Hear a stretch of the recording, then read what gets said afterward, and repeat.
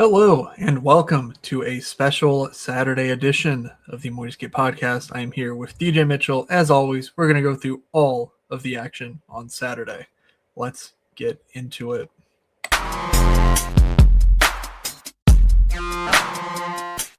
You're saying they're looking like an idiot.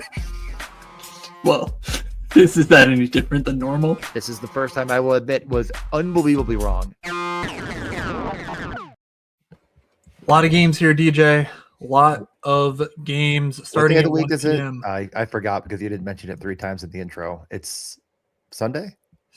Yeah, there's football. There's football later. Okay, good. No, I just like to, because you always make fun of me when I do the intro, so I had to give it back today. We have a lot of games. We don't have a ton of time. I have a hard out, and also it's not, I mean, it's hard enough. We can just, probably just get right into things. Best ball bags are looking better than they were at the start of the week. We have 2 days left before the round 2 advancement into the semifinal round. So check your, underdog best ball. We will be doing Zamboni streams. I got asked by a couple people, just like, I'd like to have a little bit more certainty. I like just a 1 minute. My thought is if I'm going to be drafting 8th, last teams in, I'm going to be drafting these teams. And with so much uncertainty around a couple positions, I'd rather just wait a little bit longer.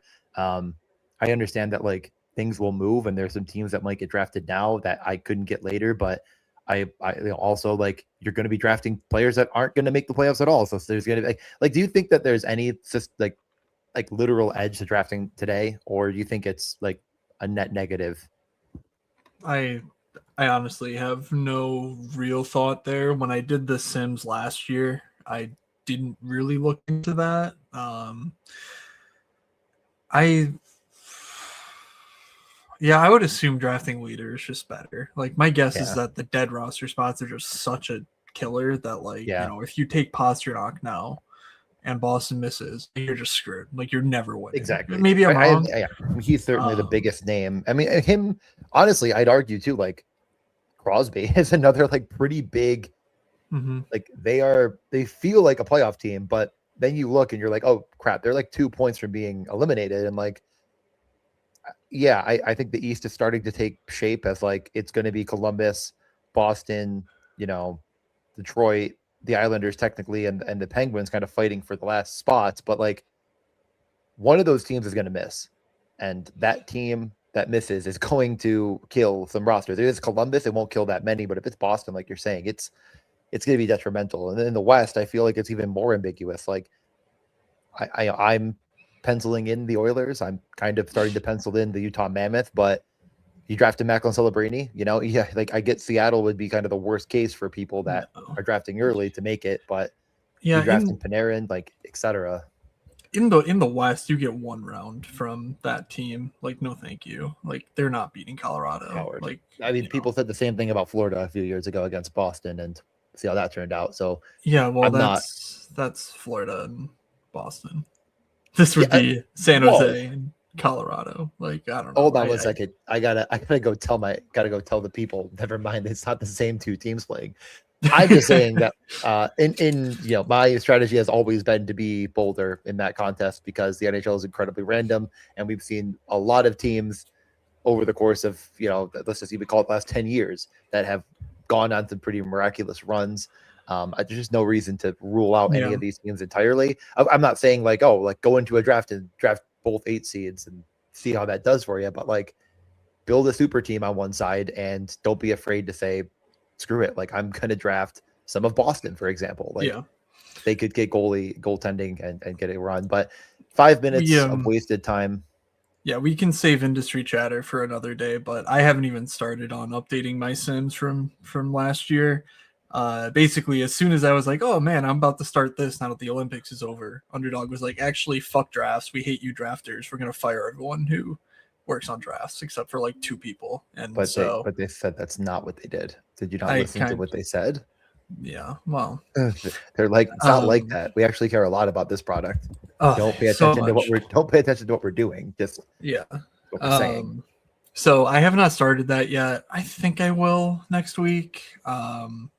But yeah, it's a little demotivating to be like, yeah, I don't know if this contest will exist next year, if it'll be 5K to first instead of I think it's 10K this year. Like it's just a little when there's no growth potential, it's just I like DFS and that's not DFS, so it's sort of competing priorities on my end. Anyway, let's talk about the Saturday slate. I have up the rainbow sheet for the day. I will be posting this in the Discord after the show, so you'll have it. But fix the screen. Leading things off at 1:00, we have Anaheim and Ottawa. Anaheim without Radko Gudas. At 3:00, we have a 3-game slate: Boston, Washington, Colorado, Winnipeg, and Rangers, Minnesota. And then at 7:00, we have a 10-game slate: Toronto, Buffalo, Matthews done for the year. News came out yesterday. Torn, or I guess technically a grade 3 MCL sprain, which I'm pretty sure means it's torn, but maybe not completely or something. San Jose, Montreal, Calgary, Islanders, LA, New Jersey. LA on a back-to-back, Islanders on a back-to-back, Carolina, Tampa, Columbus, Philly, Detroit, Dallas, Pittsburgh, Utah, Seattle, Vancouver, and Chicago, Vegas. We will get through those slates individually, but let's start things off with Anaheim and Ottawa. I guess you didn't want to hear the birthdays today. Never mind. Oh my gosh, DJ, please. We have 6 birthdays. One of these players I honestly had, like he has played a game this year. Anton Blid, Blidh. Former Bruin or current? Former Bruin. I like that when I clicked on him, I'm like, oh yeah, Bruin. He's on the Rangers now. I guess he played a couple games. Okay. Eric Gustafsson, I don't believe is playing right now. Tyson Yost is playing for Nashville. He scored 2 goals. I think he scored twice. Yeah. JT Miller has the most games played of anyone on this birthday that is tracked in where I'm looking. Not going to play. Wait, we'll get there. We'll get there. Oh, JT Miller is playing big time narrative. Oh my. Okay, big time narrative. Matt Samuelson, the number 1 goal scorer, I believe, on this birthday. I don't know if he's in or out, actually. That's another guy that seemed like a question mark. And of course, Frank Vetrano. So a lot of guys that missed a lot of time this year. Wow. And guys that could be injured. But we start with one of them kind of almost. Yeah, that does bring us to Anaheim, where they don't have Gudas, suspended for 5 games. I'm guessing that means Ian Moore plays defense and that Drew Hellison draws in somewhere. I don't know who plays with Zellweger. Obviously, for Showdown, I like Ian Moore a whole lot more than Hellison if Ian Moore plays with Zellweger. But ultimately, it's going to be the Lacombe Trouba show if they're paired up together minutes-wise. So not a huge surprise there. Jacob Trouba, shots, blocks, I guess would be a reasonable way to go. Forwards-wise, again, losing Ian Moore as the forward, I think means Frank Vetrano plays. He's been out. I think he missed 1 or 2 games. Maybe it's only just the 1 game he was out for. But he should be available. So 3K, birthday boy. I don't hate the idea if he moves up the lineup. They just lost to that Toronto team, so I do expect the lineup to shift around here. So we'll have to see in warm-ups though. No practice on Friday or anything to work with. So anything on Anaheim? Yeah, I'm not going to spend any more time than this one sentence on frustration of my Thursday, but I was the only person that played Lucas Dostal in like the $40 and some other contests against Toronto, and he got fucking shelled. I don't think I've ever been more frustrated about a goalie in my life. That being said, the Anaheim team is bad defensively, and if you ask me, like, what team would you be the most afraid of to face in the playoffs of all of the teams that have a chance to make the playoffs in the East that are not in right now? Like, I would say Ottawa, 100%. I know their goaltending is a train wreck, but this is a really good team. I'm not looking to stack against Ottawa. I'm not looking to bet against Ottawa. I almost, other than a point prop here or there, I pretty much never bet against the Ottawa Senators because you're really relying on power play production. So if you are not like me and you think, you know what, I actually really like the San Anaheim Ducks team, I would go point props over shots. They just don't give up a ton of volume. And I know, Beckett Seneca had 14 attempts last game or whatever in Toronto. I just don't think it's going to be the same. You know, they were 11-7-ish last time. I know Ian Moore kind of played forward, you said, but like, that is what it is. I just don't think it's going to be the same sort of configuration, but they are desperate enough that they are playing their big guys, big minutes. The problem is one of those big guys is Mikael Granlund, and he's not very good. Yep. I like Trouba and Lacombe for blocks. They're both best on DK, it appears. Technically, if you have underdog for Lacombe, that would be quite good, or prize picks or whatever. But I think they'll play a ton of minutes. No Goose. They're definitely both going to be out there when the game is on the line. If they're winning, of course. You know, if they're losing, by all means, it'll be Lacombe, I guess, with Baby Zellweger.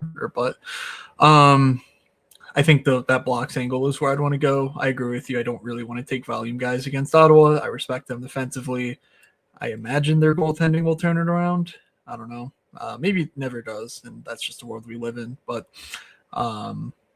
yeah, I am all set there. I feel like you said something, but I don't. I was trying to look. We got a comment in the chat about who would be a net, and I found nothing while you were talking. Just gonna have to be a game time decision. I don't even think, like, I don't really know what you win when you're right there. Like, they're both fine, but they're both gonna be. I'm not really. I mean, again, like, I think my showdown mentality would be to stack Ottawa, so I'm not really caring about it. I would assume they'd probably go with whoever didn't start last game. So Husso. My guess is, if I had to guess, it's Dostal, but yeah, well, Dostal they might play game, so. I think they might play Dostal both games. I think they should really want to win this division and get the Utah matchup. And it's a 1 o'clock and a 7 o'clock game this weekend, so it's not like true back to back in that sense. Yeah. So I'm guessing Dostal today. But let's see, on the Ottawa side, things are it looks like a good matchup. It smells like a good match. Is a good matchup. There's no Sanderson, of course, which, I mean, if everyone probably thinks that Brady Tkachuk is the most valuable player for this team. I think it's Jake Sanderson. He is so good. And since he's been out, this team just hasn't looked the same. Really tough loss to Montreal. I mean, again, everything thrown at the board, nothing sticks. Tough break for them, but they are pushing the envelope even more on minutes. Shabbat played 29 minutes in that game. He's been a rates guy. His price has come way up, of course, and as it should have, as expected. But he's a guy that I would look at for whatever you really want to play. I'm not saying you have to bet the board on him, but you can certainly look at him for a point, shots, blocks, whatever. He had 3 shots on goal and 8 attempts against Montreal. Like, he's going to be super involved. I mean, I'm a Batherson guy. I get rewarded sometimes, and other times he's just an absolute ghost. But I think more often than not, like, that's my captain here. They're not going to play a ton of the bottom guys if this game is competitive. Pinto continues to get a lot of minutes, but that's the shutdown line, so they'll see probably the Leo matchup. The Stutzel or Cousins should see a pretty favorable matchup. Do you have a spot that you're more interested in than another here? Honestly, on the showdown slate, I'll probably play Anaheim because I'm a stubborn donkey. But if I'm looking at something here, I do see Thomas Chabot shots is significantly better on FanDuel than the other books. 15 points so on the median, and then when you look at like 4 or 5 plus shots, it's up around like 70 points better on FanDuel than DK and Fanatics and whatnot. So I think I won't bet the board right now. I'll bet the board right now. Your mic just went haywire, or maybe you put it down. Is it back? I don't know. Yeah, am I here? I think I just saw you pick up your microphone. So yes. Yeah, I did set it down, but turns out when you're not talking into the microphone, it's really hard to hear you. Have you tried listening better? Got it. I will keep that in mind. Thank you. And yeah, Chabot betting the board, like you said, I don't hate the idea. I will get more into that in a moment when we get to a different team. But otherwise, their power play has been pretty steady. They're priced fairly in showdown. Like, I guess I lightly prefer Batherson Stützle, but I wouldn't hate you either way. Well, I mean, I would hate you specifically regardless. But that doesn't make sense. Yeah. All right, let's move on from that game, though. I think the clear outs are look for Anaheim lines and Thomas Chabot FanDuel stuff as far as the betting. What is it on DK for 3? I don't have it up right like now. plus 100. Oh, okay. So 114. Yeah, so it's 114 on, yeah. So I guess I could have pulled that up. I was looking at it off screen. Yeah. No, in any case. You're right. I'm just okay, I'm gonna post that, get to the next game. All right, let's get to Boston at Washington at the old 3 p.m. start here. I hope it's at 3 p.m. I think I got these games in order correctly. It is at 3 Eastern. Okay, we saw a practice yesterday where they kept their lineup the same despite last game switching it pretty considerably.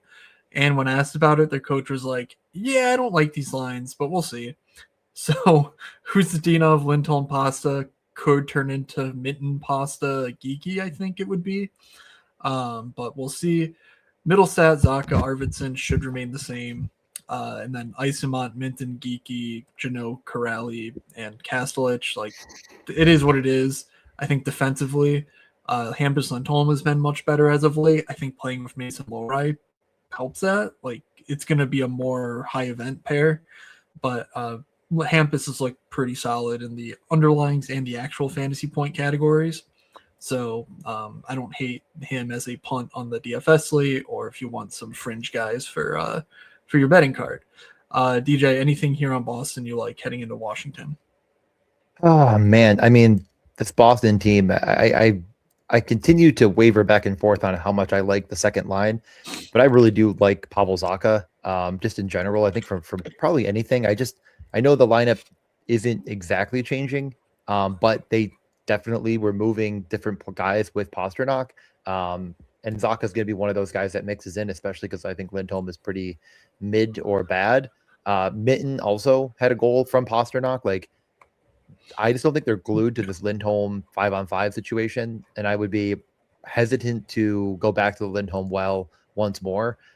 Maybe in DFS, I get it a little bit more because like most of the time it should be Lindholm, but I think from a betting card perspective, like I'm just more interested in going to a Zacha who's getting pretty badly punished for not instinctually being with Pasternak, but like he'll fundamentally will be. The rate stats aren't great for Zacha, so from a shooting wise, I don't love it. He's only has in the last 10 games 3.25 attempts per game, but he gets plus money for 2. I don't know where it's best exactly. I see like 114 and stuff. I probably just go point. I mean, he's involved in the power play. He is a lethal shooter when he does shoot the puck, and I hope that he sees a bit more time with Pasternak. That's probably the only guy I'm super interested in. And I would, like, on the small slate, consider just playing like Zacha, Pasta, and not playing, losers like Lindholm. Losers like Lindholm. God, that should be the name of my garage band. The problem really with Boston, especially on the 3-game slate, is you're going to play Pasternak over McKinnon, Boldy, Kaprizov in much better matchups. Like, you're probably not, but it will get you different, like, automatically. So, like, maybe taking a bit of a, like, I'm more to thinking like that 1,200 could maybe afford you another guy that gets you a little bit more upside in another spot. So, what do you think about Pavel Zacha? You a Zacha guy? I'd rather just go with that and do stuff, because I think if, like you're saying, if it's not Lindholm, I think it's going to be Minton, and he's just better, I think. And also, we know what Pavel Zacha is as an NHLer.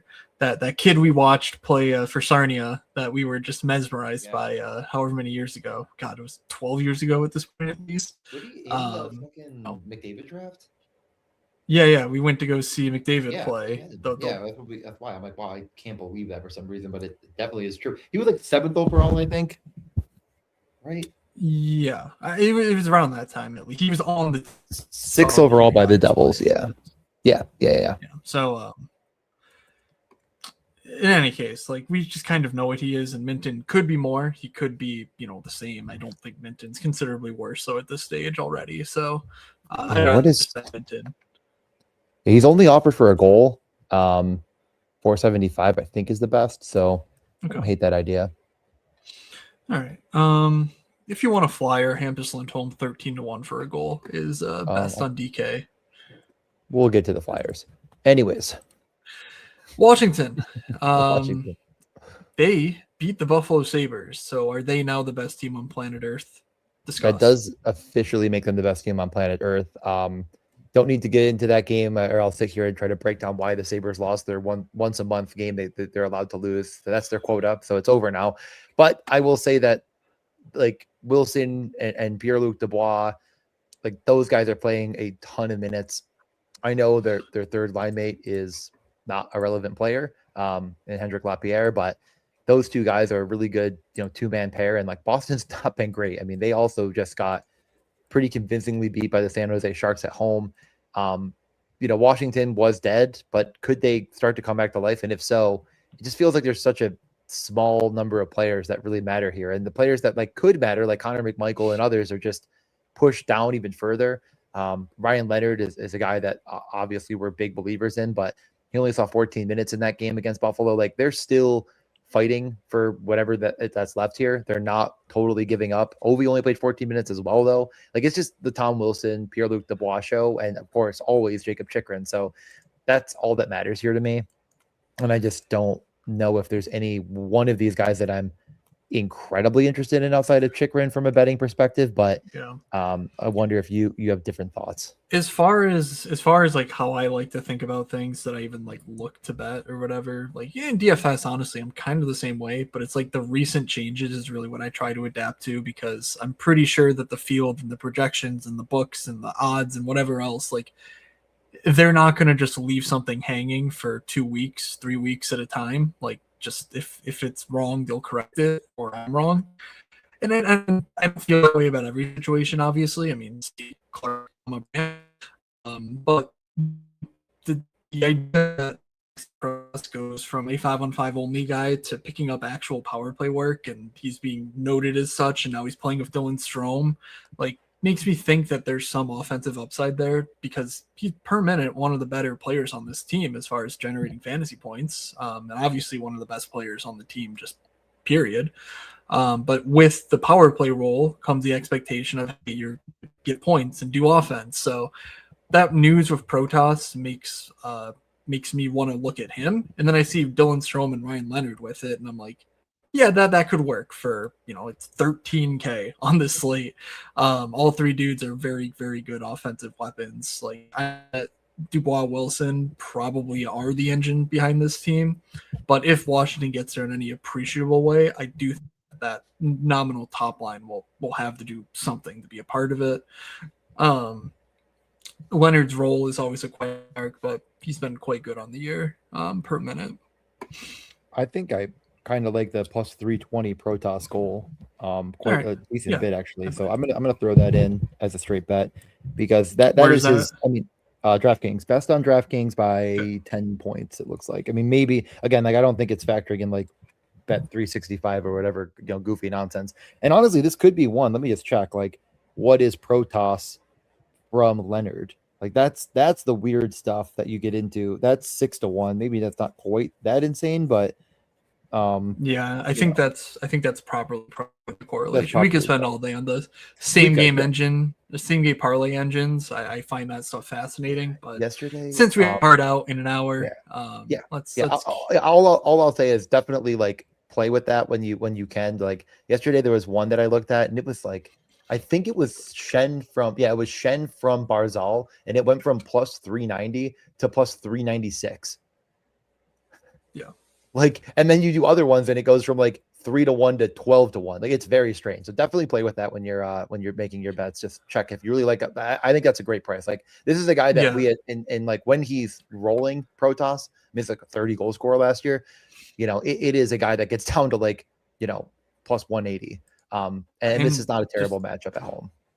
To stay on that topic for a brief second, the exact situation you're talking about, whatever, I think DraftKings is overpricing the correlation between line mates. So in any situation like David Pastrnak, for example, where he's going to play with multiple, if the news is going to come and change things, basically, that's where I think you want to do the goal plus assist stuff. Otherwise, do leave it alone on DraftKings. Again, I think they're overpricing correlation among line mates. Just one thing, and then we'll move on for the final. Like Pastrnak assist, mitten goal is 7-1. I mean, I think that's starting to get a little bit more interesting. Where like, if you think that could happen, goes from 475 for Minton to 7, and like that's. Eh, I mean, it's not instinctually coming from, and the power play is the problem there. But Pasta like doesn't leave the ice anyway, so I don't know. Just again thinking Yeah. through some of that stuff. Maybe even Geeky would be more interesting for that, like because I'm just gonna look at it and then we can Geeky from Pasta. So 2 plus 205 to plus 294. So it's not really doing it there. No, But again, like they might have David Pastrnak keyed in as a main guy. Yeah. that just could be the case where it's like you can't get him that easily, but just keep an eye out for things like that. Yeah. All right. Moving on. 2 more important games to get to here. Colorado, Winnipeg. Yep. Colorado is very, very banged up right now. It sounds like we're not even expecting Ross Colton to be available until the playoffs potentially.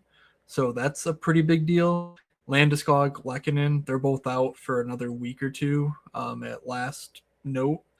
So I don't think they're going to be rushed back either, given Colorado's place. So we have a top line of Kadri, McKinnon, Nachos that seems pretty locked in. Nelson is going to be their 2C, but the only real change they can make is sliding Val Nichushkin up, and Val's just not been as good as he has in the past. So I think he's going to stay there. And then they have a rotating door of guys in the top 6. Kivi Ranta, Gavin Brink, Drury and Nick Waugh sort of play, third line center, third line center and winger. But they're probably going 11 for the foreseeable future, on all honesty. Makes it very, very hard for someone like me to ignore Nate McKinnon, because turns out when you play every 2 shifts, with 1-2-3, 1-2-3, 1-2-3 lineup, you're going to be more than every other player on the slate. And Nate McKinnon already does in a normal setup. So this full line is clearly the of the early slate. 44 expected DK points per game for that trio. It's 22.7K, so in line with expectation. 47 actual, slightly above expectation there. So I don't really know how you parse these guys apart. Is there a certain play you'd want to bet on more than the others? But for DFS, like my bags are pretty much packed here. I mean, I think that Nachos, Kadri, either or for shots, depending on who you like a little bit. I mean, again, they're both shooting about, 6.5 shot attempts per game over the last 10. That includes some time with the Flames for Kadri. So you go diminish it down to 5 and say this is a little bit closer to what we've seen, and it gets a lot better for minutes and a lot better for I don't think actually which one. I think it was Nachos looked way better.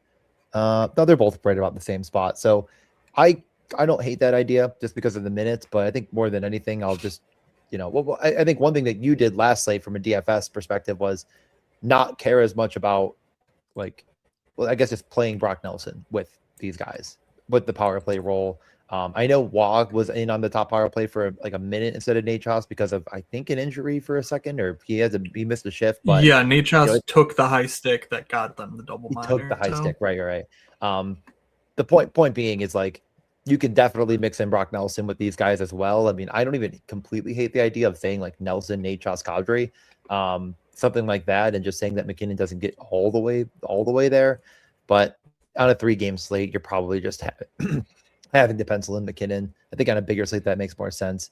But I'll probably be betting the Kadri point and moving on at minus 142. Yeah, I think that's. What is he for 2 points? Let's see. What is he for 2 points? 320. Winnipeg is 340 on FanDuel. To the FanDuel. I mean, the Winnipeg Jets were like, you know what we're going to do? You're not going to believe this. We're going to get mollywopped by the Rangers in a must-win game at home. I mean, it's not good.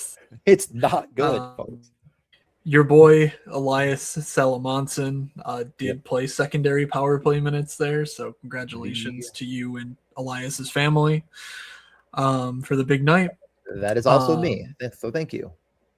True. Don't know what the lineup will be. I have it Connor, Scheifele, Velarde, Perfetti, Lowry, Iafallo. I expect this to get detonated. They should win, which is why I assume Connor, Scheifele, Velarde, is the lineup here. Josh Morrissey's healthy, so they're going to play a lot of minutes against McKinnon.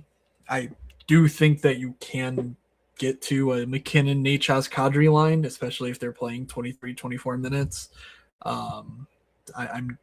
Seattle had long stretches of looking really good. Now they went down so early, so fast, it was score effects, but talented guys can produce against this blue line of Colorado, where if out against Josh Manson and Brent Burns, you're just kind of, you have the ability to skate around. Unfortunately, down the lineup, we're not going to see many minutes from anyone. So, curious about Rosen. Just as they fall out further and further out of it, does he start to play more? But I can't in good faith say to play anything on Winnipeg here. So, good to move on. Salem Monson is a punt that you can consider with the minutes he's getting and the role, but that's about it. Let's move on. Okay. Rangers, Minnesota. Like I mentioned, JT Miller back in the lineup. He skated with the first power play last game. We don't know so I think there's an obvious hole in this lineup where Taylor, some idiot was here. Brodzinski maybe, where he slots in next to Trocheck and Cooley. And so I think the top six here is pretty much set between Lafreniere, Zibanejad, Perreault.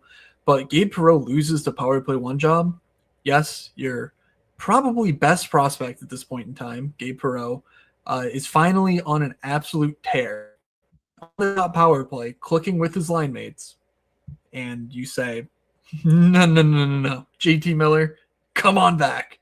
But it's his birthday, so how can we be mad at JT Miller when they're going into the house of his beloved GM, Bill Garrett? I mean, the narratives here are endless. Vinny Trocheck, why didn't you trade for me? JT Miller, I hate hockey, but it's my birthday. The narratives are endless here. So, thoughts on the Rangers? They're idiots. They're dumb. They're stupid. I don't like them, and they have an incredibly difficult matchup against the Wild. So, I'm going to sit this one out, Chief. Lafreniere is on another planet right now. You can continue to go to the well if you so wish. I probably won't. I just don't respect the Rangers. And over the last 5 games, they've had much, much softer matchups than the Minnesota Wild. I just mentioned they played Winnipeg, the softest matchup possible. They had Calgary, the Flyers, the Devils, Toronto, Columbus, Pittsburgh, Philly, and then you get to Carolina. So a very, very, very easy schedule as of late, leading into a lot of much more favorable results. I just don't think I'm going to, ride the ship to the top and then say, now I'm going to start betting this stuff. Now that it's the worst possible pricing we've seen, this is the perfect time to jump on board against the Wild on the road at 6:00 in a game that they're just going to get crushed. And they're now taking better players out of their lineup to play worse players because JT Miller is completely cooked. So good idea. Makes a lot of sense. No, thank you. I'll pass. Yeah, that unfortunately it does appear to be the case. Like Lafreniere was plus 180 for a point. It feels like a week ago, and now he's minus 125.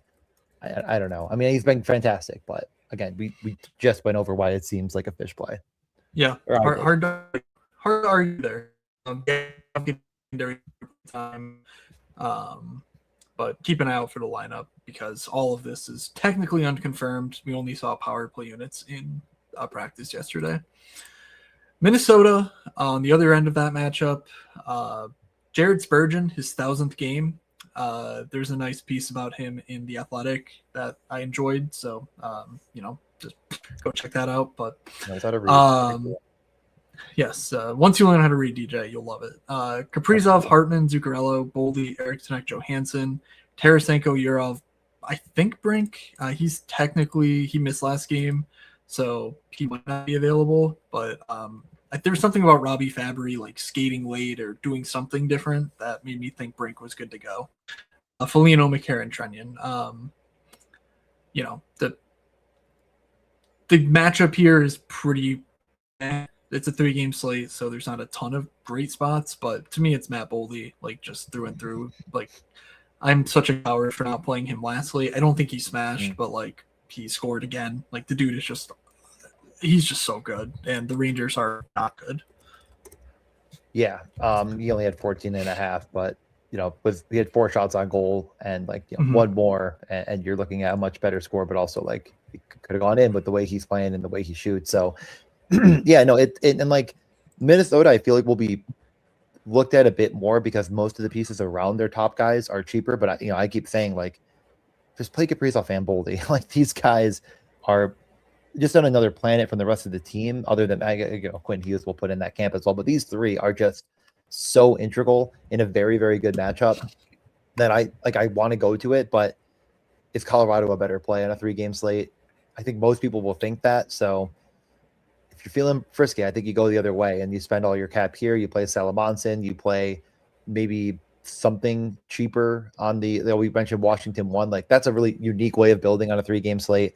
From a betting perspective, like I'd probably go to Joel Eriksson. He's just involved in many capacities, and like the rates have been bad. Only 4.2 shot attempts per game over the last 5. Like that feels like something that will eventually come back up again. I don't know if I want to go there, but I am keeping an eye on that price. But minus 140 for a point, I think is the best offered. Like this Rangers team sucks. I think that Boldy, Eriksson, Johansson line can take advantage of anybody, and like Johansson is a good distributor of the puck, and I think that he'll add a little bit more of that second line that's already playing great. So that's probably my favorite bet on the board in this game. I think Eriksson, Kadri, Shabbat shots. Those are kind of what I'm looking at. And honestly, I might just not include a parlay piece in Boston, Washington. I just don't think it's necessary. Bill Guerin got great remarks for building the greatest penalty kill unit ever created for Team USA. Buck, of course, is on another planet. Minnesota scores 2 power play goals in this game. Book it. To the main slate. Toronto at Buffalo. And by the way, that's because Trocheck and Miller are their primary PKers. They suck ass. All right, Toronto at Buffalo. Toronto, Matthews in the 3rd period went to a lineup that looked something like Matias Maccelli, Tavares, Nylander, Cowan, Domi, Nyes, Nick Robertson, Gruel, Kai Yarncrow. I'm not sure if Lorenz is healthy or what, but Pizzetta and Quillen were sort of their remaining guys. Lorenz, Dakota Joshua, whoever. I don't know who's available to play, but that'll probably be their lineup. He moves to the top power play in Matthews' absence. He's already looking pretty solid over the last stretch of games. So that top line against Buffalo, like 16K, no Matthews minutes to take away. It's all here for the taking, I think. But I don't know. It's pretty much Maccelli or nothing for me versus a full stack. Any Toronto thoughts in the wake of Austin Matthews' season-ending injury?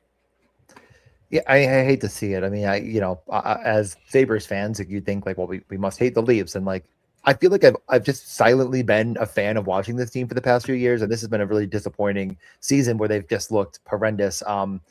Maccelli, the shot volume has never really been, or at least, and especially this year has not been a big strong suit for him. But minus 130 for 2 with his role, I think it's fine, and he has been scoring. Like they should be telling him to shoot more because of the way he's creating in the offensive zone. Like this is a guy that has 4 goals in the last 5 games.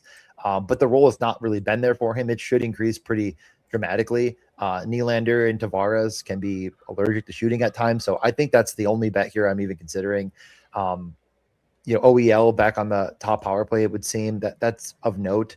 But I think more so than anything, I mean, Toronto just got absolutely taken to the max level of getting smashed by the media.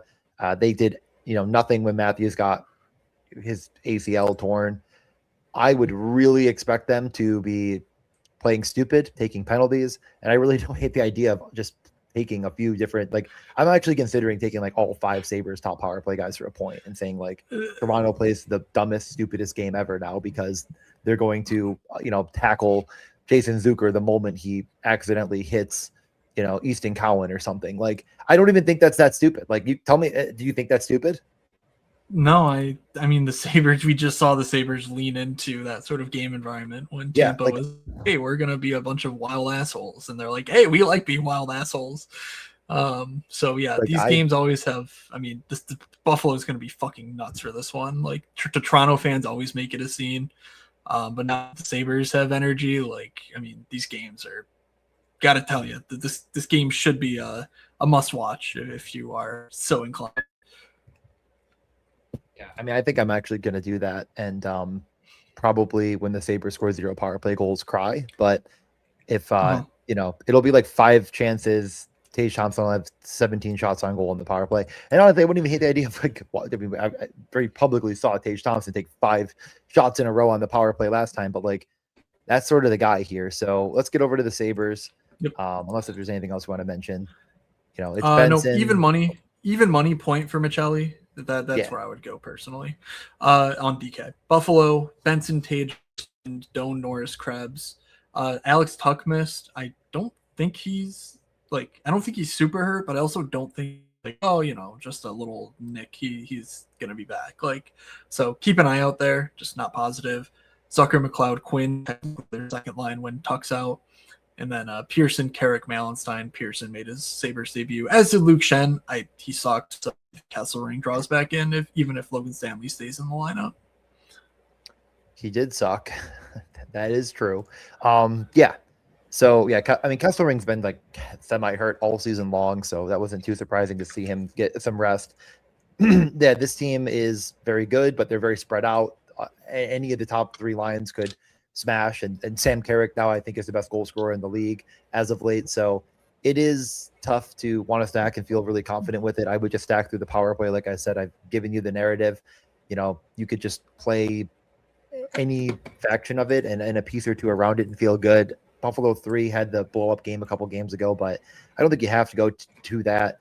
Again, I think I'm just point propping, power play point propping, doing things of that nature through the top power play. The guys that are most involved, of course, are Tage and Dahlin.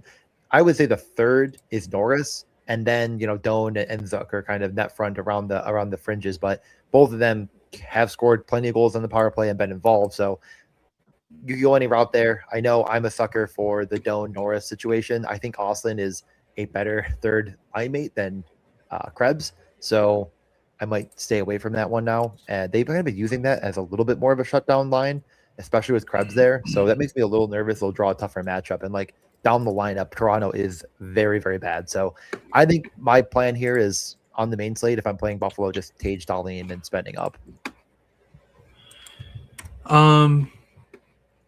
Yeah, Dahlin at 7K feels a bit rich for me. It is. Especially because he is one of those guys that if there's a fracas, he wants to be involved. He's not saying, "Oh, I need to be protected" or whatever.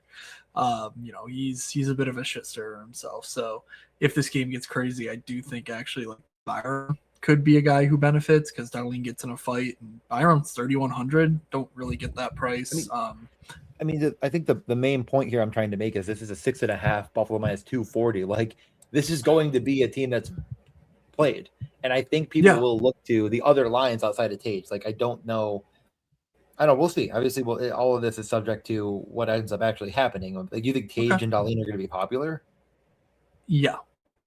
Cool. There's no McDavid. There's no McKinnon. There's no Matthews. Obviously, Kucherov's in an impossible matchup. The worst matchup for him, Carolina, because the volume just disappears. We know this. I don't think there's anyone up top that really gets all the love. Like Eichel is, I think, 1,000. And I guess Eichel's less than Tage, but I don't think that's going to be 60% Eichel, 5% Tage. Like I think it's going to be like 30% Eichel, 25% Tage. Fair enough.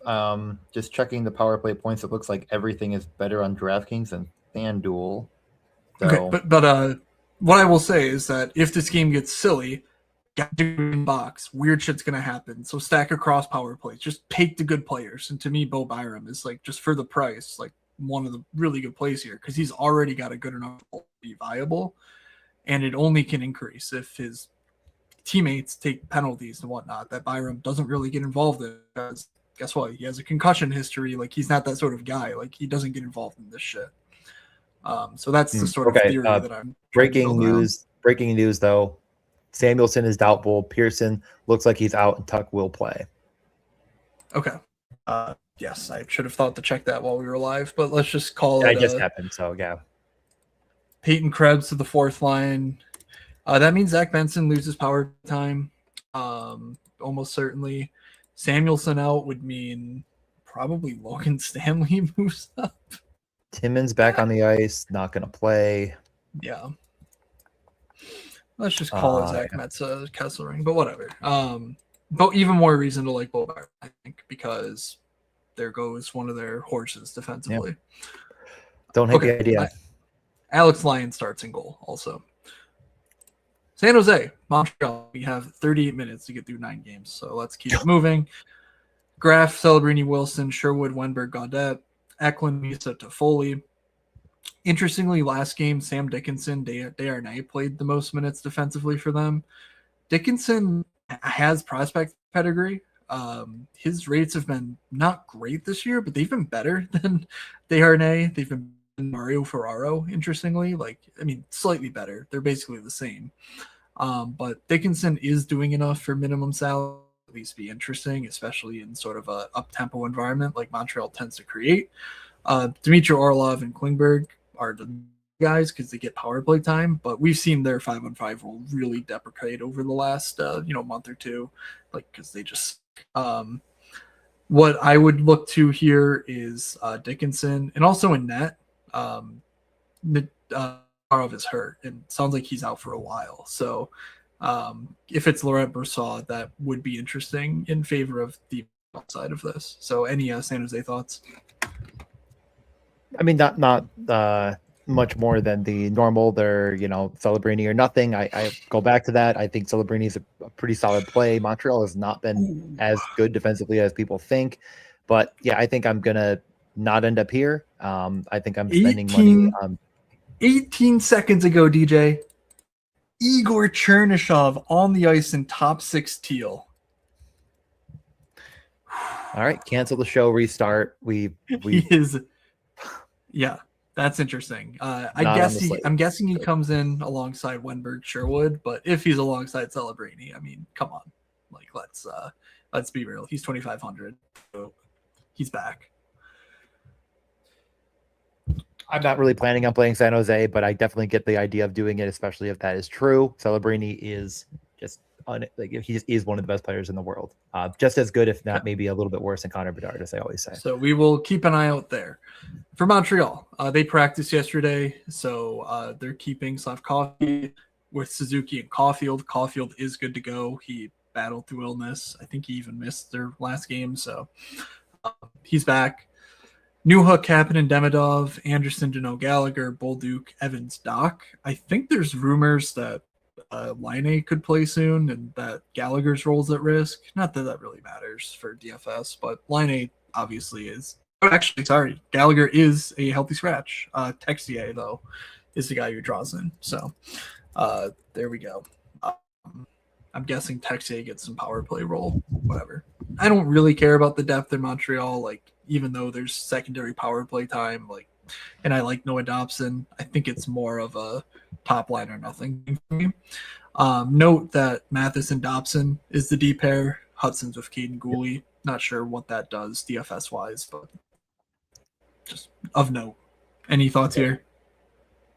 I think Montreal 1 should be considered and probably be a little bit popular.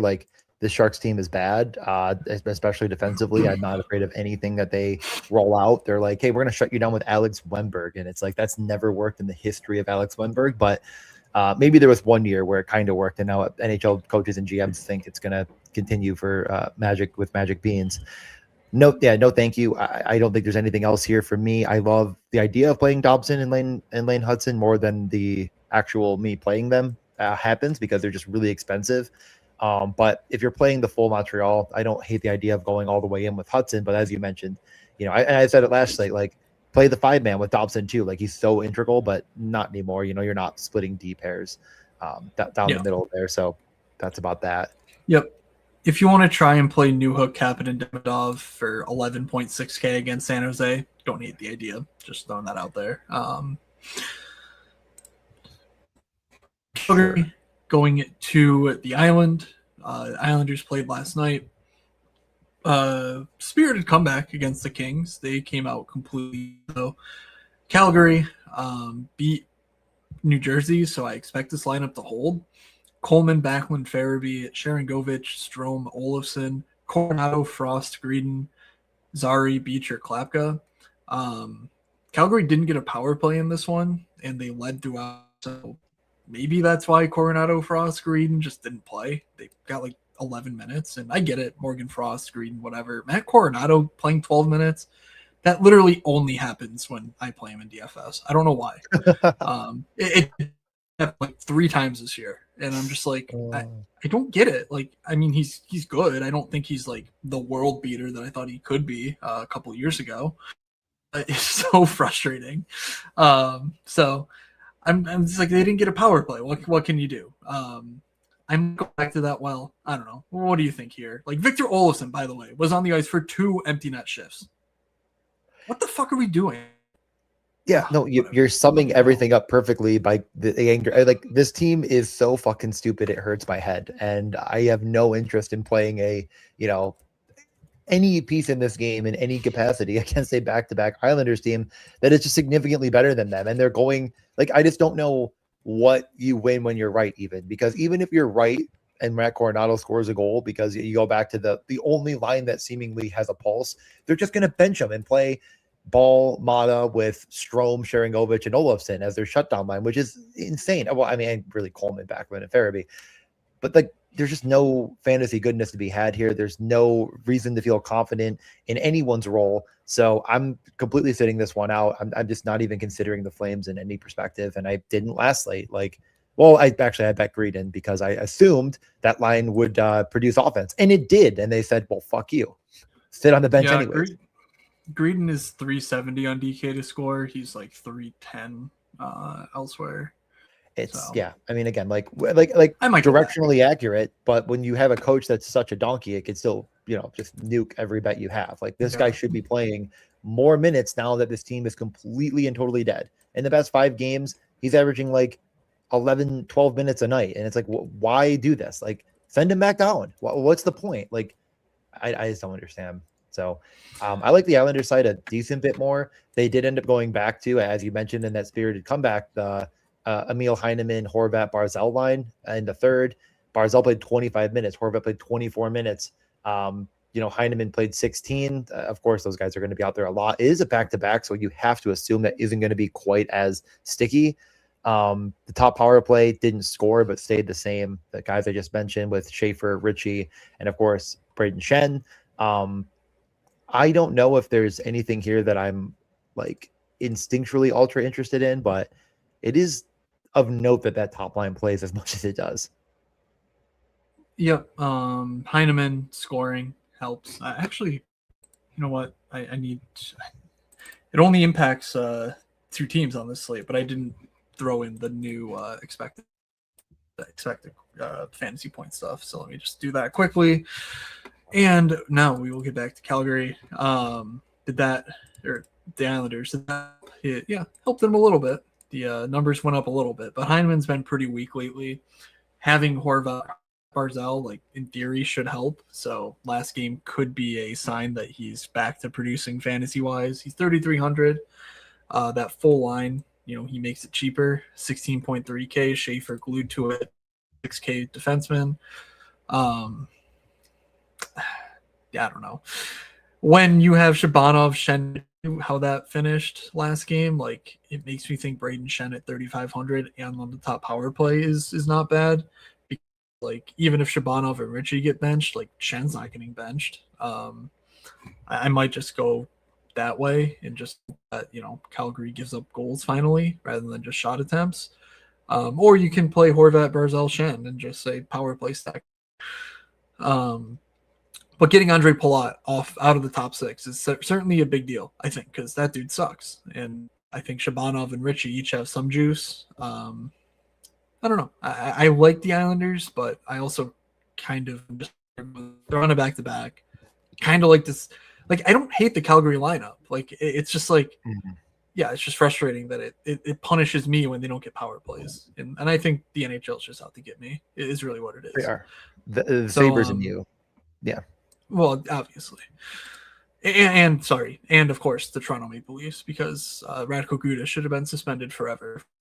I was in favor of the death penalty, unlike others. Because the NHL regularly suspends players for dangerous actions. Oh wait, no, major penalties when you try to decapitate a goalie. So it's fine. Yeah, only bet in LA. this game for me is going to be Schaefer point. By the way.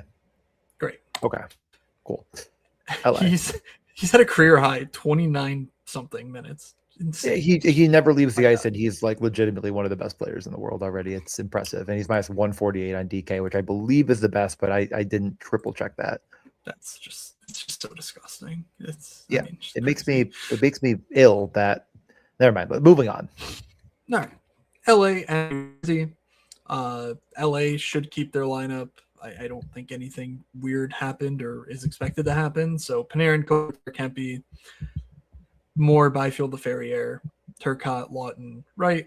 Scott Lawton has been pretty good. He looks super involved in everything.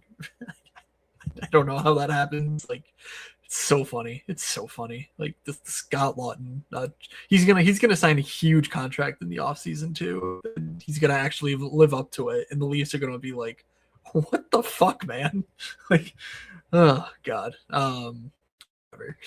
So LaFerriere, Byfield technically are splitting power play 1 reps. It was mostly LaFerriere last game. They didn't score. Means you should think it's more likely to be Byfield next or what, but they're both fairly cheap. Anze Kopitar has been much better as of late, 4,200. So Panarin, Kempe, Clark are certainly my guys here, but I understand if you're not playing on the road back to back in New Jersey, which is about the worst possible place to. Just to be, I guess you could say, but also for hockey purposes. I didn't really set you up for anything there, DJ. So I'm just pulling up Brandt Clark stuff as you say anything you want about the Kings.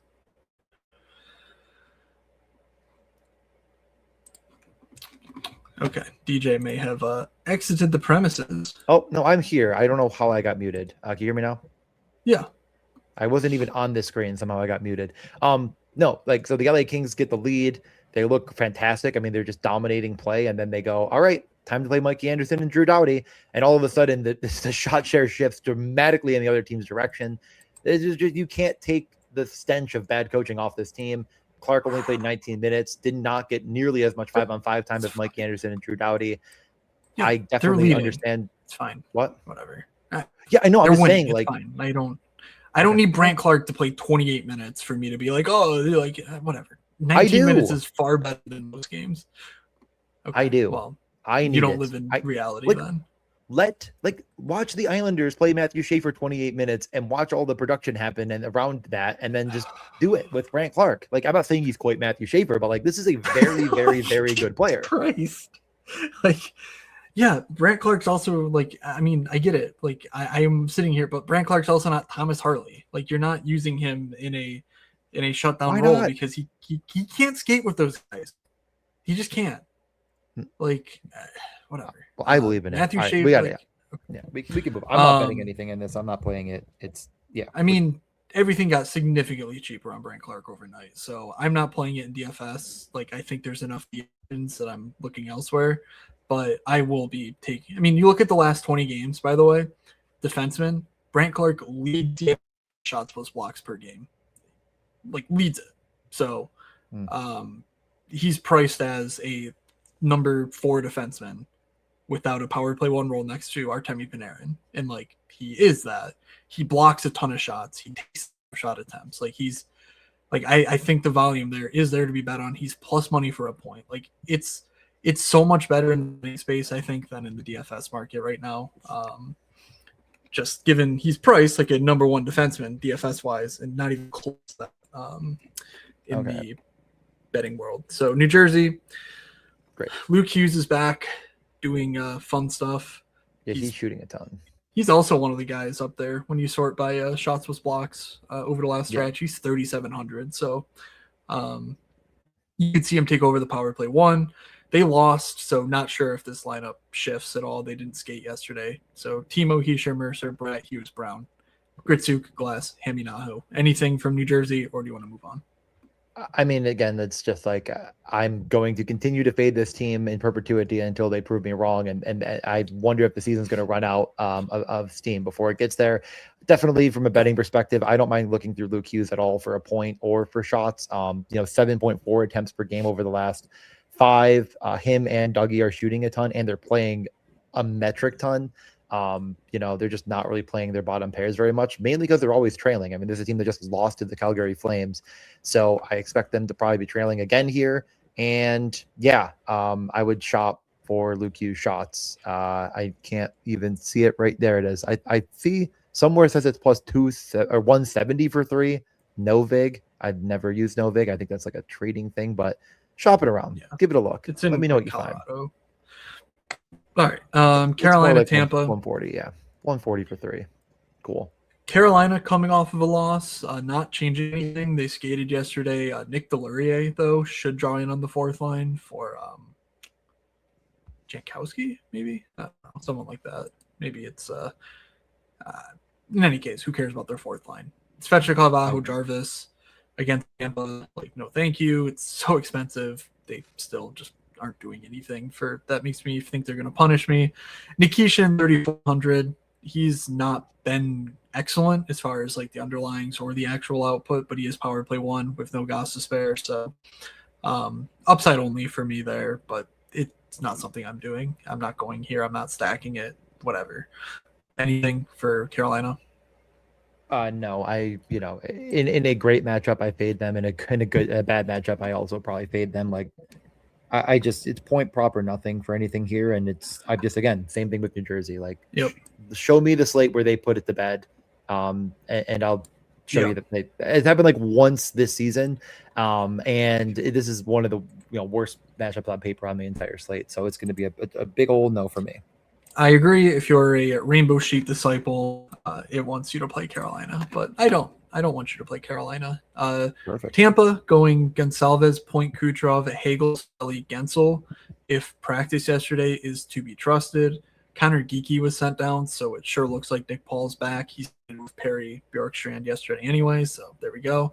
Defensively, I'm not positive what the lineup's going to look like. They played Mosier with oddly, or maybe Mosier with McDonough or something like that when like Chernak missed and Radish missed. So like, why not put a placeholder there? So I'm not positive what's going on here, but in any case, Hedman's priced up. If the Stew's in the top 4, he's a punt that you could play, but yeah, I don't know. I don't like anything here. If you want to do something, take Kucherov because he has 98-point upside in any matchup. Yeah, completely agree. It's completely point driven for Kucherov, and you can do that in DFS, and no one's going to play it, so I would do it there for sure. 20 minutes for 5 games. The hard out rush continues. Columbus kept their lineup last game heading into Philadelphia here. Sillinger, Fantilli, Marchenko, Johnson, Monahan, Garland, Marchment, Coyle, Olivier. It's all pretty cheap is what I can say positively about it.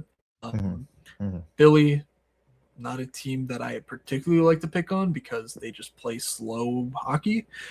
But Columbus shifted around D pairs and whatnot, and there's at least ways to build creative stacks here, if nothing else. But Connor Garland has been sort of a driver here, so that line is 10.6K. Maybe it finally plays, but Kent Johnson's also even money to get scratched in any given game or benched in any given game. So any Columbus thoughts here? No, not really. I mean, again, I do think this is like a decent little DFS play to just play Fantilli, Marchenko, and Morensky. Like that's something I'm going to be looking at a good bit. Like that is just a bet on Philly kind of springing a leak, and they have done that in net for like 3 years straight now. Don't hate the idea of it. Like this, Morensky is shooting at a exorbitant rate, and then that's kind of where I'd want to bet. It almost looks way better on FanDuel, so I was trying to look into that while you were talking. But I'm gonna look at Werenski. Maybe it's not that insanely better. I was looking for at 3 shots is minus 190 on DK, I believe, and it says it's minus 175 on FanDuel. I wouldn't hate the idea of throwing that in the mix and seeing what he is, because he's shooting like 10 shots per game at the goalie. Yeah, attempts. unabated thinks FanDuel just doesn't have props apparently. So Minus know. I don't know what to make of that. 176 for 3, 142 for 4, and it's still best. I mean, anywhere you look at the run to give it all. And on the slate, he is just, the third highest guy in the last 5 games. I mean, he only has 4 because he missed. I don't hate going to the well there. I'm not seeing anything that really stands out to me. I wanted to see what Connor Garland stuff looked like, but that's another guy that, I mean, it's pretty low, but I don't know. Still no Alex Bump props, unfortunately, for other than goal. Tough break for the So I like Columbus. I think they're I think you could just sort of take whatever Columbus fits in your, honestly, if you want to go that route versus like building something around a 3-man stack that we tell you to build around. Philly's a little bit interesting. They're at home, obviously, but Owen Tippett kind of getting the offense onto his stick, and without Michkov on the top unit last game, obviously I don't like that. I don't think it's great, but Tippett with Zegras and Konechny passing to him is interesting. Grunstrom, Zegras, Tippett, Bump, Dvorak, Konechny, Barkey, Cates, Michkov, I expect to stick because they did beat Minnesota. Their power play hasn't gotten anything to go, so whatever, change it if you want.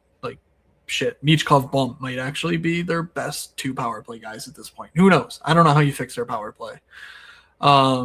Jamie Drysdale is coming on. He's 3,900, but maybe in the betting markets there's something there. Just perfectly reasonable stats across the board for a number 1 power play defenseman.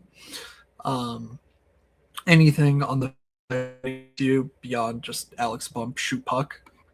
I mean, Alex Bump needs to shoot puck more, but I mean, I don't. Well, no, he shoot puck when we can bet on him to shoot puck. Actually, this is also true. I mean, this is a game that is a 6.5. Philly is plus 114. It's not like it's an insane.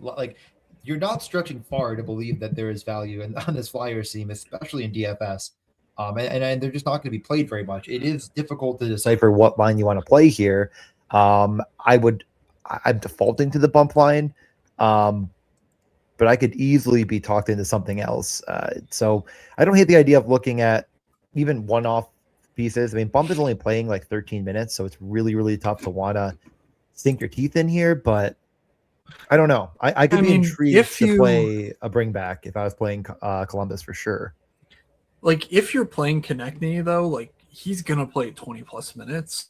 If Bump does score, Konechny's so likely to assist on it, and Konechny has all these other outs from all the other ice time he's playing to collect points. That I do think that makes sense. I think I agree with you actually, especially now that Dvorak looks like he's on the.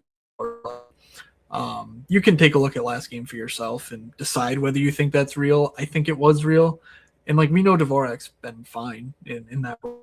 So that line is 13K.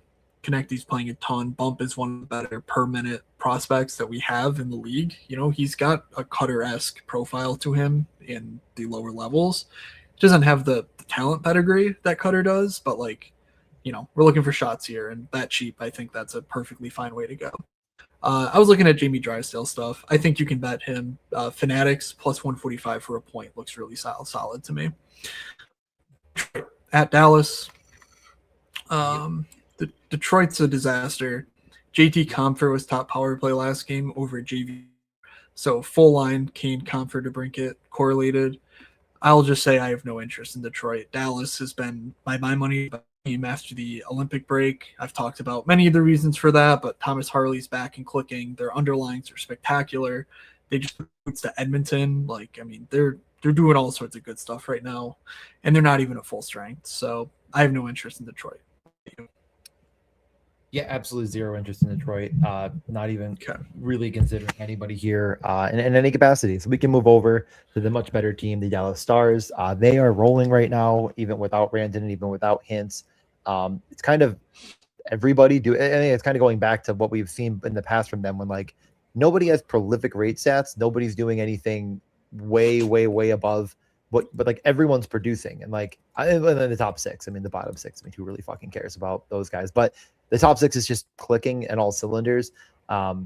I don't love the top power play because I don't really want Jimmy Benn to be involved, but I think at some point you just got to tip your cap and say he can accidentally score a goal if they so need him to accidentally. I like the top line here a lot. I think Detroit is really quite decimated down the middle right now, and Johnston, Bork, and Robertson are just awesome. But are you going back to Harley? Are you running the Heiskanen situation? Is there anything here that to add to that sort of obvious look at these guys? Harley keeps going down, and it's painful, when they score 7 goals against Edmonton and it's Miro night. But I do think that Harley is a perfectly fine way to go, and I'll maybe go there myself. I'm not pot committed. Harley, that price is really solid. So top line, you can play Miro or Harley with it. Honestly, I might play both if I play the top line and just say up Dallas. But we'll see. I'm not taking a one-off if besides Harley from this lineup though. Like Robertson, Johnson are just playing too well right now together, and as long as Hintz and Rantanen are out, it's just all them. So if Dallas is going to be both of them getting there, and then you stack around that. Do I dare go back to the Maverick Bork Shotwell? You certainly could. I mean, he's minus 154 for 2. Really? That is. I think that's the best odds too. I think I'm clicking that button in. Yeah. Welcome to the build. The score 150. Yeah, the 150 is best, but whatever. Fuck the score. Fanatics also. Yeah, Fanatics also has that number. All right. We got 3 games. I'm ready to keep it moving here. It's Dallas 1 or nothing. What are we even fucking talking about? People are going to click on Dallas too. I think those people are dumb. Pittsburgh, final game without Malkin. Still no Crosby. We're looking at the same team. He got nuked against Vegas. Yeah. I think this lineup is changing 100%. I don't know what it'll look like though. So yeah. This team, they lost 6-2. Defensively, kind of a mess. I like the other side a little bit more. I don't think that'll come as a surprise. The top line for Pittsburgh held its weight for sure. They didn't give up a single goal against, and that 6. I believe it was 6 all 5-on-5 goals against, and none of them came against Chinikov, Raquel, and Rust. And that's just the only line of interest here in any, feasible way. I still think one off Chinikov is totally justifiable. In your lineups, it just makes a ton of sense. He's still way too cheap. He's 6.2 attempts per game over the last 5, 50% of those getting on the goal. So you can bet him for shots. You can bet him for a point. He's on the top power play. Anything Chinikov is going to be a go from me. Other than that, I think I'm just sitting this one out. I'm not spending the price to get up to Rust and Raquel. So any Chinikov thoughts, or are you on the same? That sounds good to me. Tommy Novak power play over Mantha, so 3,400 Novak. I guess that's also worth keeping an eye on, but yeah, not a matchup that I'm excited about. I almost forgot. I was also wanted to mention, Erik Karlsson has 9 attempts per game over the last 5. I mean, the numbers are shown here. You can see them. I think if you just fundamentally are putting the 2 defensemen that feel like they have this crazy ceiling, it was Karlsson and Luke Hughes as cheap point per dollar over the last very short stretch of who is doing all of the fantasy goodness. I like those 2 a lot. So in any way. All right. Utah, they lost to Chicago last game. They redid their lineup. Well, I guess they redid their lineup before the game, but I expect it to look something like this. Keller, Schmaltz, Krause, Peterka, Cooley, Gunther, Carconi, Hayton, McBain, Kerfoot, Stenlin, Yamamoto. Peterka, Cooley, Gunther is, where the fun lineup looks. But the way that Keller and Schmaltz have been priced down with Krause, I mean, that's a 14.9K line. I'm not a Clayton Keller guy, but 5,600 Clayton Keller is a lot different than 6,600 Clayton Keller like we've often gotten. So that seems a little disrespectful. Mikhail Sergachev is playing with Mackenzie Weegar. So Sergachev, Keller, Schmaltz, honestly, just Sergachev, Keller. You can even put Gunther with it. Just say, yep, the three alphas. Like that works for me. I like JJ Paterka, like just theoretical, like, but not anything that I feel strongly about. Yeah, I think you've kind of circled it Okay. exactly as it should be. So any way you want to put that together, I'm in on. I think Sergachev's a great play, especially if he's in. I mean, it's kind of like, oh, is he in? Is he out? Well, he was in and he played 27 minutes and top power play. So guess he's feeling okay. All right. And Vancouver.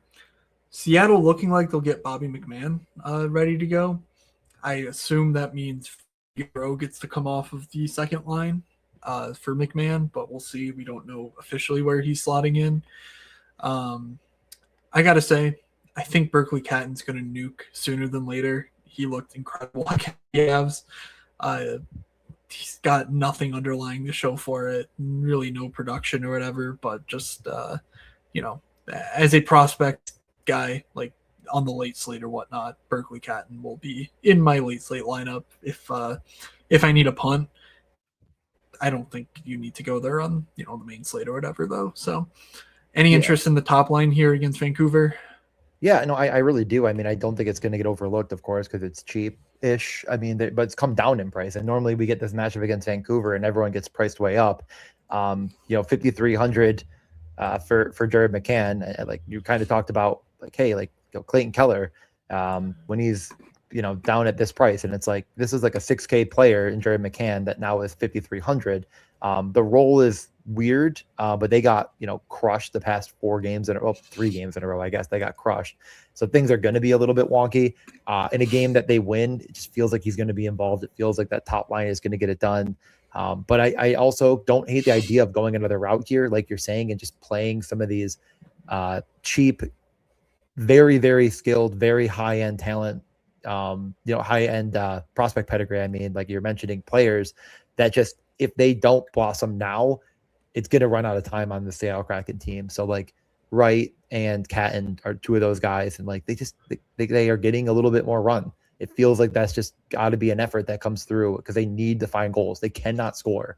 So hopefully we see more of it. I don't mind going either way in DFS. And I really, we'll probably have a point prop from that top line in my mix. Yeah, I like those. I like that. Vancouver.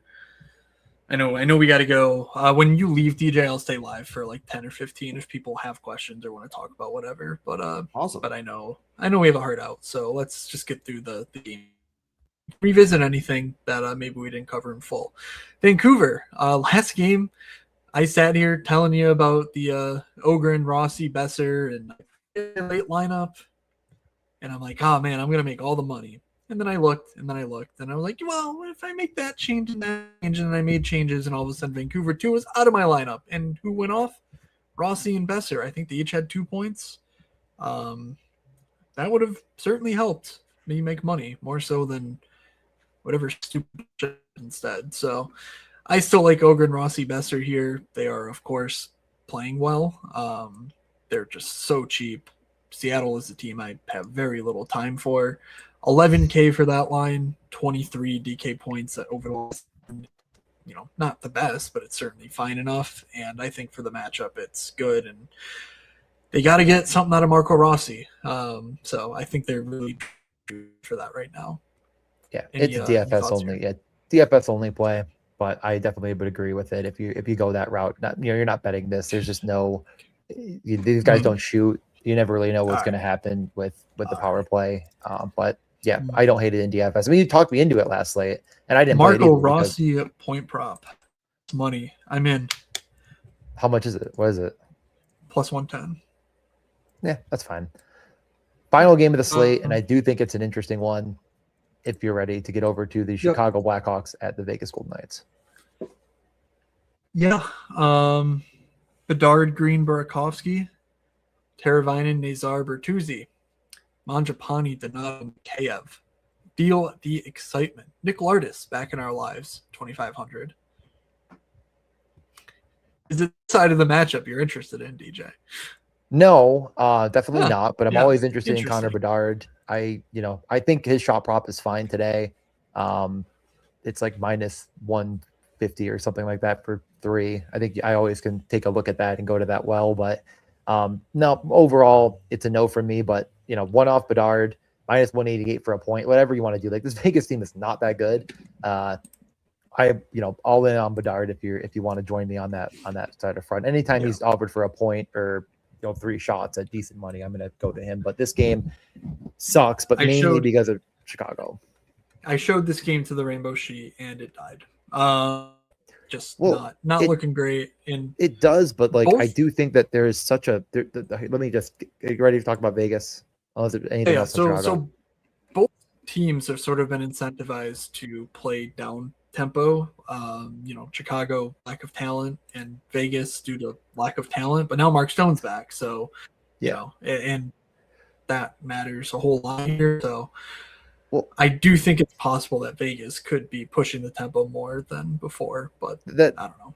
That was going to be my exact point. Is I think Vegas is going to try to push the tempo here because if they get into that matchup, they should be able to win. I mean, they are just treading water with the bottom 6. This bottom 6 is, it's bad, but it gets better when you move guys out of the top 6, like Howden and Bowman, who really shouldn't be there at all, and push them down into the bottom 6 and add a little bit more value offensively. But this top 6 is actually producing pretty well. Like, Eichel has a ton of shot volume as of late. He gets Mark Stone back in the mix. Dorofeyev, I don't think it's going to get overlooked here, but I think Vegas, I only have 3 minutes left and I'm going to probably pop out of here and let you finish up. But, I think Vegas is one of my top stacks of the night, like however you want to play it. But I actually think I'd play it like Eichel, Dorofeyev, Marner, play it through the power play, but get some 5-on-5 correlation. Like, I really like that kind of build. It's not that expensive. Like, Marner 5,400, 5,500 for Dorofeyev. These are the 3 guys shooting the most right now, including Mitchell Marner. Like I'm saying, like, he is shooting, but this is where the points would all come from against a very bad Chicago team, especially defensively. So that stack is one of my favorite. I'm gonna go to Buffalo 1. Call me the homer, call me an idiot, whatever you want to say. Just don't call me losing money, I hope, on the slate. If you bet on FanDuel, Dorofeyev should absolutely be part of whatever slip you're doing. Yeah. His odds there are so much better than DK. So you mentioned Vegas was one of your top stacks of the night. Do you have another main slate top stack? Yeah, I said Buffalo 1. Those are like the 2 expensive ones, and then cheaper. I don't hate the idea of Seattle 1. It's a bit cheaper, or Seattle, like we said, that 3 kind of Seattle 3 situation. And then the other kind of cheap option I'm looking at is probably Columbus 2. That's one that I'm going to kind of circle the wagon on. But those are sort of the main spots I'm looking at. And then I will be posting bets. I already posted the ones for the 1:00 game. More to come. Guarantee goals, Matt. I think I'll let you handle all 4. I'll just throw one in now though for you. Give me Jack Eichel. Okay. So very brave, very bold. Vegas. It's a Vegas show for DJ. Cool. Yes. I'm going to take off though before I get spanked. We would hate to see that on camera. People would not be good for that. I'll keep the camera on. No worries. Nope, I gotta go to the furniture store. Yeah, I mean, if people have, see ya, DJ. Bye. All right. If you guys have questions, we can revisit anything that we might have rushed through there. I know there's one boost on DK.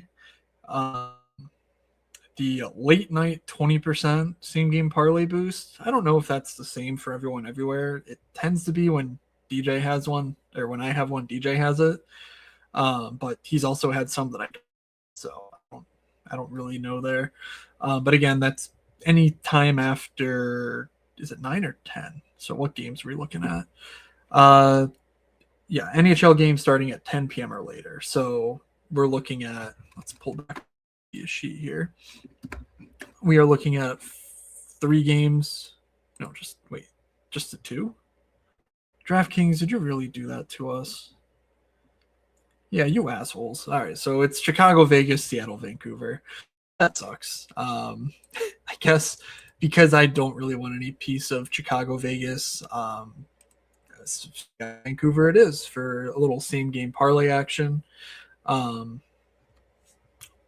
Looking through these, I suppose there's a way to bet on like Berkeley Canton scoring and just saying that's how I get the odds that for this bet to qualify on the DK realm, but it is what it is. It's a 6.5 in Vegas, Chicago. I might just grab the under there and make it easier on myself to get a 3 legs on Seattle. And with that, I can just throw in a Marco Rossi plus 110 point prop. That already gets me to 271. And Brock Besser gets me to 370. So I like that. I have a 20% boost on the NHL late night slate. Marco Rossi point, Besser point, the under 6.5 in Vegas, Chicago. All right, so that is in. Anything else in the chat? Willie, I hope you're still here. It's been half an hour. Do you think the Kaprizov or Boldy line match will go up against Miller Trocheck? If I had to guess, Eriksson goes out against Zibanejad and Kaprizov line. I'm not sure how they're using that fourth line, honestly. They could use the fourth line and quote-unquote shut down. I don't think they'd use it there, but I would guess Hartman is much more likely to go out against Miller than Eriksson is, personally. What's up, GA? More Minnesota talk. And yes, finally, DJ is gone. You're welcome, Willie. Anything else that we skipped over? DK is the Sabres minus 145 for a power play goal. I've seen those before. I honestly haven't looked into the stats around like just straight up like how many power play goals are scored per game. Because anytime I look at a bet where the menu is just 1+, 2+, 3+, and there's no unders, I'm immediately incredibly skeptical. Just because, like, if it's such a good bet, why can't I bet the under kind of deal? With some vig involved, like it's just really hard for me to put on my own without a model of some sort.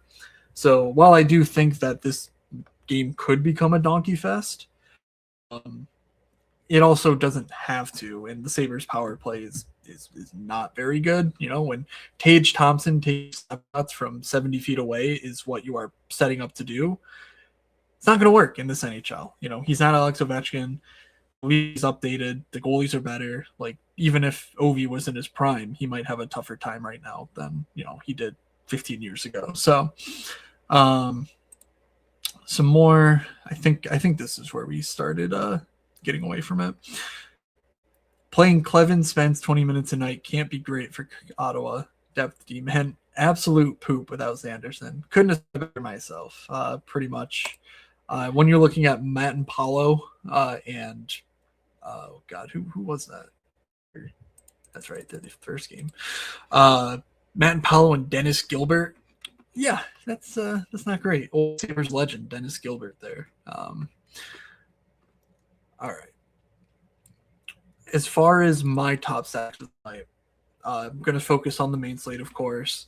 I will be playing all 3 of the slates today. I'm actually heading to New York City in a little under 3 hours here, catching a train to Grand Central and going to see the Johnnies playing the Big East Championship game. I am a St. John's alum, so my first time seeing them in action since I was in college. So it's been an exciting couple of years here in this household, but I'm in Philly, so it's an easy trip up and back for a quick day trip.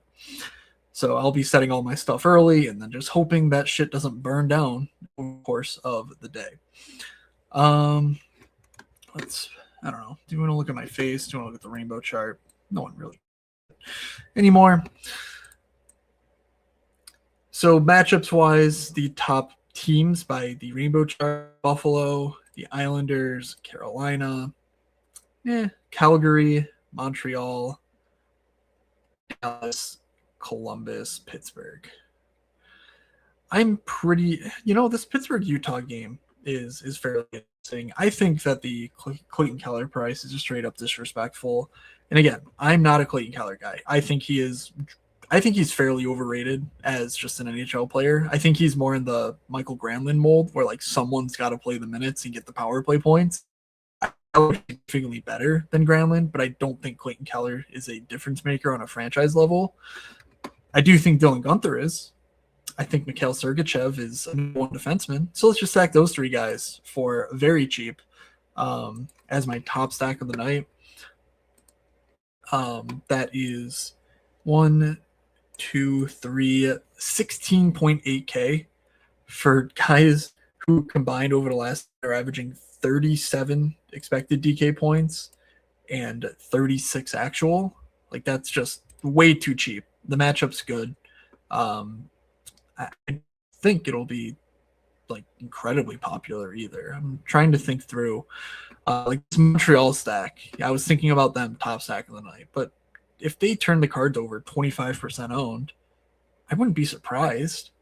And like, yeah, I like it, but I think they get Celebrini, and it's like, well, that's the one matchup I kind of want to avoid for Montreal. So let's see if San Jose has a lineup yet. Chernyshov is on the top line. Chernyshov, Celebrini, Will Smith. Let's just let's take a look at that. Igor Chernyshov, Celebrini, Will Smith, Graf, Sherwood, Wenberg. Yeah. All right. So let's just, emergency declaration. Chernyshov is even on the second power play unit. Chernyshov was so good in his NHL stint.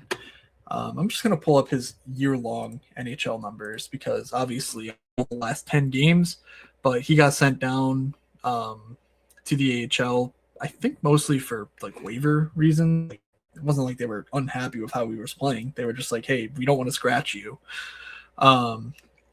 So as I run real quick, let's drag that over. But I believe he was somewhere in like the 7-8 range when he was getting dead minimum 2,500 playing with Celebrini. Chernyshov, 15 games in the NHL this season, 8.6 expected DK points per game, 7.5 actual, like very good stuff. Not a ton of shot volume, 3.3 shot attempts per game, but he had 3 goals and 7 primary assists in 15 games. Like, that is, unquestionably awesome. 3.8 expected goals personally, so like that's also very good. Like, the dude is just a player, and he has the pedigree. You see here on the right, above average shots, but really, really solid point rate, and he's just 20 years old. Like, we're just going second top sack of the night. Chernyshov, Celebrini, Will Smith. Pick on these, whatever. Nick Suzuki is good. Matt Celebrini's better. Will Smith, Chernyshov. That line is 16.9K. Is that bold enough for y'all? Best puck might. Is that the over thing? I don't know. Might not have Leafs Wild tomorrow because of weather. I saw that was coming in, and I wondered if Minnesota was playing, but then I saw they were playing this afternoon and didn't think any further. Without any Matthews, anyway, I'm pretty much out there. Boldy, I think I have more J-Rob than Boldy, so I don't have that up anymore. All right. Anything else you guys want to discuss? Otherwise, I might just call it here and get to it.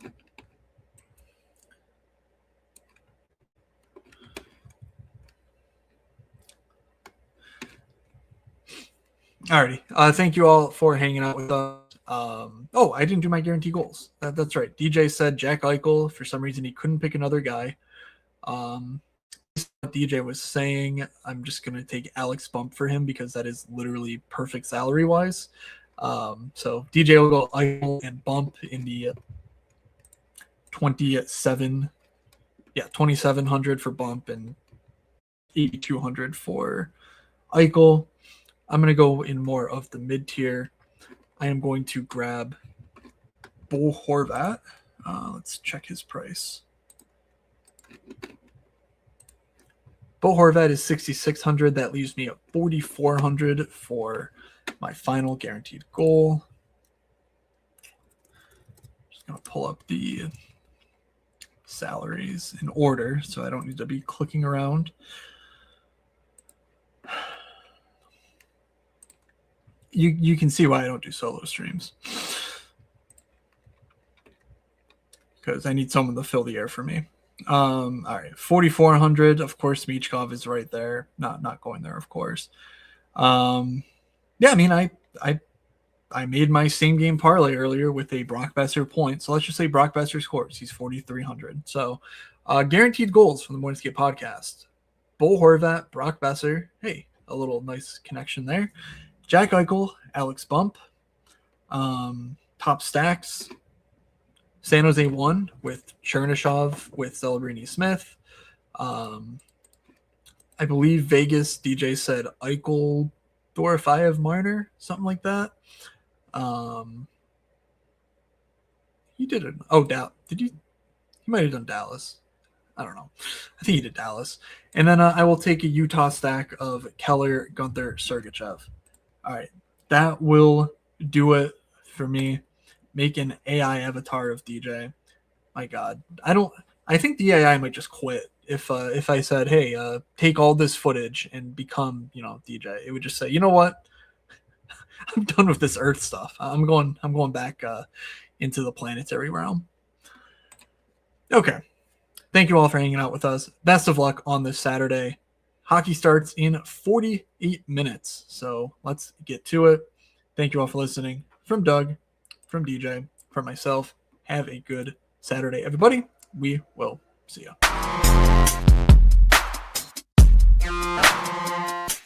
You're saying they're looking like an idiot. Well, is that any different than normal? This is the first time I will admit was unbelievably wrong.